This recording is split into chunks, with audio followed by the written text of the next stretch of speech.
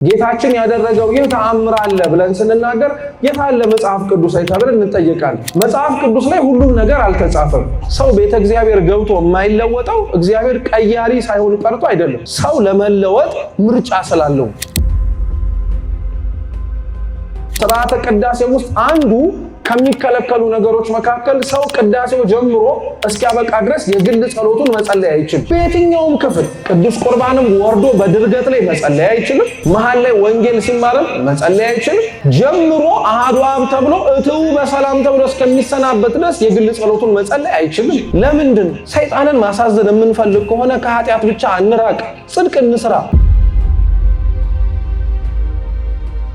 ማንም ሰው ለቅዱስ ሥጋውና ለክቡር ደሙ ንጹህ ዝግጁ ብቁ ሆኖ አይመጣም። ማንም ሰው አንሞኝ ክርስቲያኖች ይህ ነገር ሲስተካከልልኝ ያ ነገር ሲሆንልኝ ይህ ነገር የሆነ ነገር ሲሆንልኝ አንበል።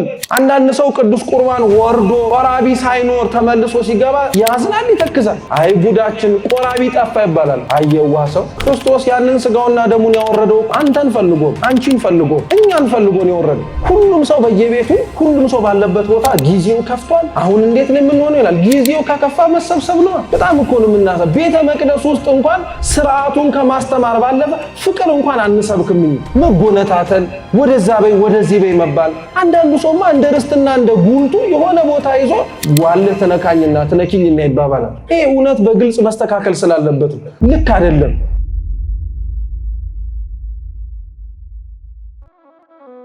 የቅዱስ ማቴዎስ ወንጌል ምዕራፍ 26 ከቁጥር 26 እስከ 28 ሲበሉም ኢየሱስ እንጀራውን አንስቶ ባረከ፣ ቆርሶም ለደቀ መዛሙርቱ ሰጠና እንካችሁ ብሉ፣ ይህ ሥጋዬ ነው አለ። ጽዋውንም አንስቶ አመስግኖ ሰጣቸው፣ እንዲህም አለ፣ ሁላችሁ ከእርሱ ጠጡ፣ ስለ ብዙዎች ለኃጢአት ይቅርታ የሚፈስ የሐዲስ ኪዳን ደሜ ይህ ነው። ስለ ቃሉ የአምላካችን ስም የተመሰገነ ይሁን። ይህ ጌታችን መድኃኒታችን ኢየሱስ ክርስቶስ ያደረገው ታላቅ የሆነው ምስጢር አንድ ጊዜ የሚፈጸም ብቻ ሳይሆን ለዘላለም የሚደገም፣ ይህ ጌታችን ኢየሱስ ክርስቶስ ያደረገው ድንቅ ነገር ለአንዲት ጊዜ ብቻ የሚከወን ለዘላለም የሚደገም ብቻ ሳይሆን ደግሞ ለሰው ልጅ የዘላለም ሕይወትም ጭምር የሚያሰጥ፣ ይህ ለዘላለም ሕይወት የሚያሰጥ ይህ ሰውን ከምድራዊ ሕይወት ወደ ሰማያዊ ሕይወት የሚያሻግረው ነገር ደግሞ ምስጢረ ቁርባን ነው። ሰው ለቅዱስ ቁርባን መዘጋጀት የሚጀምረው በመጀመሪያ በመማር ነው። ንስሐ በመግባት ብቻ አይደለም፣ በመማር ነው። ሕዝቡን 2 ዓመት ከደቀ መዛሙርቱ ጋር አብሮ አስተምረው ከመሰረተና ምስጢሩን ካሳየ በኋላ ሳይሆን ያስተማራቸው ከማሳየቱና ቁርባንን መስርቶ ብሉኝ ጠጡኝ ከማለቱ በፊት ሕሊናቸውን በትምህርት ይገራላቸው ነበር። ከዛ በኋላ ዓርብ ሊያዝ አሁን ዛሬ ረቡዕ ላይ ነን አይደል ያለነው? ነገን ማለት ነው። ሐሙስን ዓርብ ሊያዝ ጌታችን መድኃኒታችን ኢየሱስ ክርስቶስ ማታ ላይ እራት አዘጋጁ አላቸው። ከዛ በኋላ ክርስቶስ እራት እየበሉ ሳለም እንደሰማችሁት ህብስቱን አንስቶ ቆረሰ። ቆርሶም ደግሞ ዙሪያው ላይ ለነበሩት ለ12ቱም ደቀ መዛሙርት የቆረሰ ሰጣቸው። እንካችሁ ብሉ፣ ይህ ሥጋዬ ነው አለ። እስኪ እንካችሁ በሉ ብሉ፣ ይህ ምኔ ነው? ሥጋዬ ነው አለ። ጽዋውንም አንስቶ አመሰገነና ይህን ደግሞ ጠጡ፣ ለሐዲስ ኪዳን ለኃጢአት ስርየት የሚፈስ ደሜ ነው እያለ ሰጣቸው። ልብ በሉ፣ አስቀድሞ እራት አዘጋጁ ያላቸውን እራት ህብስቱንና ወይኑን ክርስቶስ አንስቶት ከባረከ ከቆረሰ እንዲሁም በወይኑ ደግሞ ካመሰገነ በኋላ ህብስትና ወይን እያለ ሳይሆን የሰጣቸው ሥጋዬ ደሜ እያለ ነው የሰጣቸው። ታዲያ ሰው ከየት አምጥቶት ነው ህብስቱንና ወይኑን ቅዱስ ሥጋውን ክቡር ደሙን አማናዊ አይደለም እንደ ሥጋውና እንደ ደሙ ነው ሊል እኮ አይችልም። ጌታችን በማይታበል ቃሉ ውሸት በማያውቅ አንደበቱ የተናገረው ህብስቱን አንስቶ ሲሰጥ ሥጋዬ ነው ያለው እንጂ እንደ ሥጋዬ ነው አላለም። ጽዋውንም አንስቶ ደሙን ሲሰጥ እንደ ደሜ ነው አላለም፣ ደሜ ነው ያለው። ይሄ የማይታበል ቃሉ ዛሬ ይህ ቃል ለቤተ ክርስቲያን ይሰራል። ይሄ ለሥጋና ለደሙ ብቻ አይደለም። በመሰረቱ ዙሪያው ቤተክርስቲያን ውስጥ ያለ ነገር በሙሉ ከገባ በኋላ ክብር ይኖራል፣ ይከበራል። ድሮ ውጪ እናውቀው የነበረው ውሃ ቤተክርስቲያን ሲገባ ስለሚጸለይበት ጸበል ይሆናል።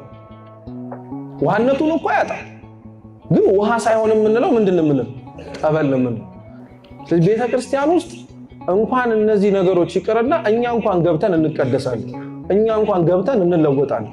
ችግሩ እኛ ጋር ሲመጣ ግን የምርጫ ጉዳይ ይሆናል። ሰው ቤተ እግዚአብሔር ገብቶ የማይለወጠው እግዚአብሔር ቀያሪ ሳይሆን ቀርቶ አይደለም፣ ሰው ለመለወጥ ምርጫ ስላለው።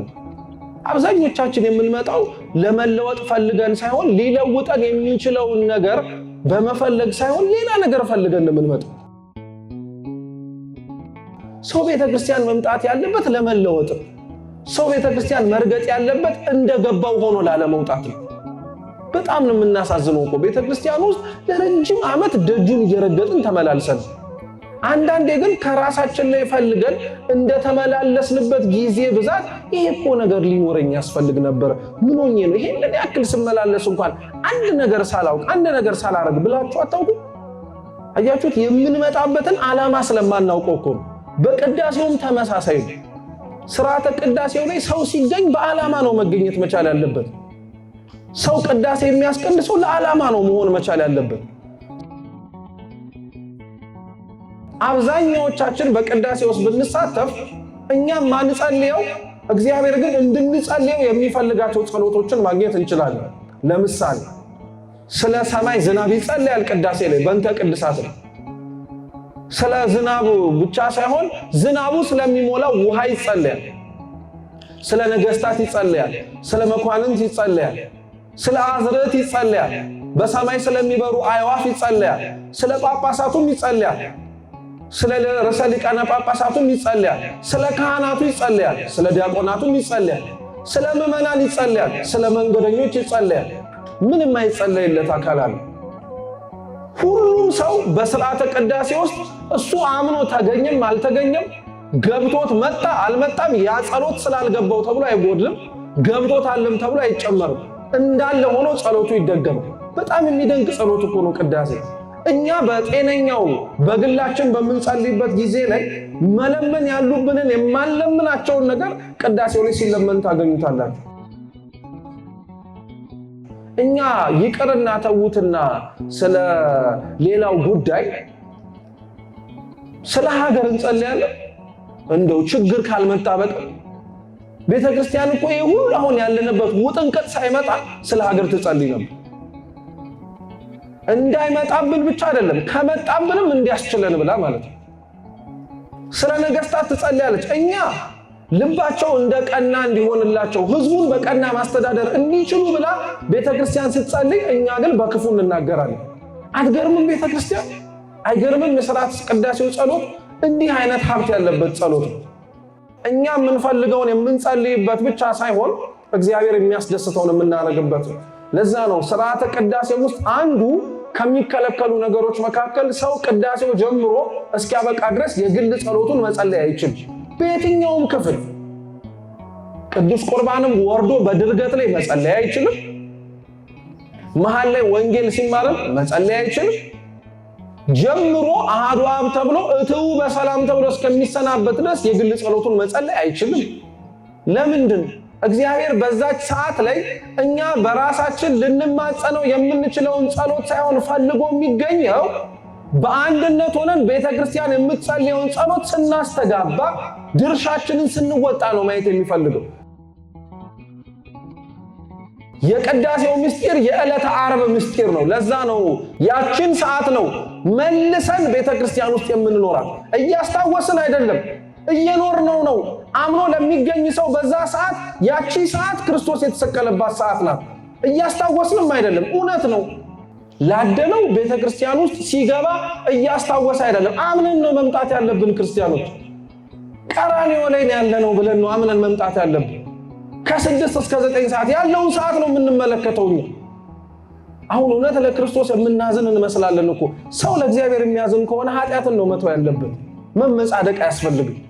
እውነት እግዚአብሔርን ማረኝ ብለን ነው መናገር ያለብን። ፍጥረታት እንዳዘኑለት እኛ መች አዘንለት? ወላጅ እንኳን የወለደው ልጅ እንዳሳደገው እንደደከመበት ሳይሆንለት ሲቀር አሰደብከኝ አይደለም ነው አይደለም? እና እውነት እግዚአብሔር አምላክን አላሳዘነውም? እኛ መስቀሉ ስር ምን አይነት ሰው ነን ሆነን የምንታየው? አዎ የጌታችን የኢየሱስ ክርስቶስን ቅዱስ ሥጋውን ክቡር ደሙን ለመቀበል ያልተገባን ሰዎች ልንሆን እንችላለን። ተገብቶን የተቀበለን ሰዎች ግን ብንኖር እኛ ስለደከምነው ድካም ሳይሆን አደራ እንዳትረሱ እግዚአብሔር በቸርነቱ ያረገልን ድንቅ ስራው ነውና እናመሰግነዋለን። ሰው ቅዱስ ቁርባን ሲቀርብ ሰው የአምላክን ሥጋና ደም ለመብላት ሲታደል እውነቴን እንምላችሁ ፍጹም ማመስገን አለበት። እየለመነ ሳያየው ያንቀላፋ ስንት ሰው አለ። ቆሞ ስለተራመደ ሥጋ ስለተነፋ ሥጋ ስለደረጀ ሥጋ ጥሩ የሆነ ሰውነት ስላለው ነፍስ ለምልማለች ማለት አይደለም። ለዛ እኮ ነው አባቶቻችን ነፍሳቸውን ለማለምለም ሥጋቸውን ይጎዱታል። ነፍሳቸው አብርታ እንድትታይ ሥጋቸውን በጾም በጸሎት በስግደት በምጽዋት ይቀጡታል። ሰይጣንን ማሳዘን የምንፈልግ ከሆነ ከኃጢአት ብቻ አንራቅ፣ ጽድቅ እንስራ። ቅዱስ ሥጋውን ክቡር ደሙን ላለመቀበል የታደለ ሰው ያመሰግናል። ይሄንን ምስጢር ለማየት እንኳን መታደል ቀላል ነው እንዴ? የአምላክ ሥጋና ደምን ለምእመናን ሲሰጥ ማየት እኮ የክርስቶስ የፍጹም የፍቅሩ መገለጫ እኮ ነው። እንዴት ነው ሰው ፍቅር እንኳን ባይኖረው ለሌላ ሰው ፍቅር እንኳን አይደሰትም እንዴ? ወዳጆቻችሁ ሲያገቡ፣ ወዳጆቻችሁ ሲዳሩ ሲኳሉ፣ ሕይወትን አዩ ሲባል እንደሰታለን አንደሰት? መልሱ እንጂ። ታዲያ የሚቆርብ ሰውን እያየ ሰው እንዴት አይደሰትም? ማንም ሰው ለቅዱስ ሥጋውና ለክቡር ደሙ ንጹህ ዝግጁ ብቁ ሆኖ አይመጣም። ማንም ሰው አንሞኝ ክርስቲያኖች ይህ ነገር ሲስተካከልልኝ ያ ነገር ሲሆንልኝ ይህ ነገር የሆነ ነገር ሲሆንልኝ አንበል። ተማሪው ትምህርቴን ሲጨርስ ይላል። ባለትዳሩ ትዳሬን በደንብ ሳስተካክል ይላል። ሰራተኛው በቂ የሆነ ገቢ ሲኖረኝ ይላል። ሕፃናቱ እንደው ሕፃናቱ እንኳን ምን ይላሉ? እኛ ወላጆቻቸው አደግን ብለን እንከለክላቸዋለን አይደል እንዴ? ልክ የሆነ ሰውነታቸው ወደ አቅመ አዳም ወደ አቅመ ሔዋን ሲደርሱ አይደል ልጆቻችንን አሁን ይበቃቸዋል፣ እንደው እስከዚህ ዘመን ቆርበዋል፣ ከዚህ በኋላ ነፍስ አውቀዋል እንዳም ብለን እናርቃቸዋለን። እውነት ለነፍሳቸው እንደዛ የምንጨነቅ ከሆነ አደጉ ብለን ለምን እንጀራ እንከለክላቸው? ውሃ እንዳጠጡ አሁን በደንብ ሰውነታቸው ስለደረጀ እንላለን። ምድራዊ ለሆነው ሥጋ ምድራዊ ለሆነው መጠጥ አንከለክላቸውም። ሰማያዊ ሆነውን ከሞት በኋላ ሕይወት የሚሰጣቸውን ነገር ግን እንከለክላቸዋለን። ሁሉም ምክንያት አለው። ሁሉም የምንደረድረው የሆነ ነገር አናጣም ላለመቁረብ። አንዳንድ ሰው ቅዱስ ቁርባን ወርዶ ድርገት ይባላል መውረዱ። ወርዶ ሲመለከት ቆራቢ ሳይኖር ተመልሶ ሲገባ እርገት ማለት ነው። ያዝናል፣ ይተክዛል። አይ ጉዳችን ቆራቢ ጠፋ ይባላል። አየዋ ሰው ክርስቶስ ያንን ሥጋውና ደሙን ያወረደው እኮ አንተ የምትፈልገው ቆራቢ አልመጣም መጣ ይሆን ብሎ እኮ አይደለም። አንተን ፈልጎ አንቺን ፈልጎ እኛን ፈልጎ ነው የወረደው። እኛ ግን ሌላ ሰው መስሎን ተሞኝተን ስን ጊዜ ሸኘ ነው። ጊዜ ሳይቀድመን መሰብሰብ አለብን ክርስቲያኖች። ሁሉም ሰው በየቤቱ ሁሉም ሰው ባለበት ቦታ ጊዜው ከፍቷል። አሁን እንዴት ነው የምንሆነው ይላል። ጊዜው ከከፋ መሰብሰብ ነው። የምንኖርበት ሁኔታ ያሰጋናል ካለን የማያሰጋን አምላክ እቅፍ ውስጥ መግባት ነው። አንዳንዶቻችን እውነት ተራ ሆኖብን አይደለም፣ ሕይወታችን ደግሞ ምስቅልቅል ብሎብን ሊሆን ይችላል። የሚያስተካክለውም እሱ ነው። አንሞኝ። ብቻችንን ታግለን ምን አመጣን? አንዳንዴ እኮ ብልጥም መሆን አለብን። ሰው ከእግዚአብሔር ጋር ለመታገልም መምረጥ አለብን። ስንት የሕይወት ቋጠሮ አለን እንላለን። ቅዱስ ሥጋው ክቡር ደሙ እኮ ሁሉም የሚፈታ ነገር እኮ ነው። የሚያጠራጥረንን ውስጣችን ሰላም የሚነሳንም ውጫችን ሆኖ እንደ እሳት የሚበላልንም ነገር እንድንችለው እንድናሸንፈው የሚያደርገን የአምላክ ሥጋና ደም። ለዚህ ምስጋና እናቀርባለን።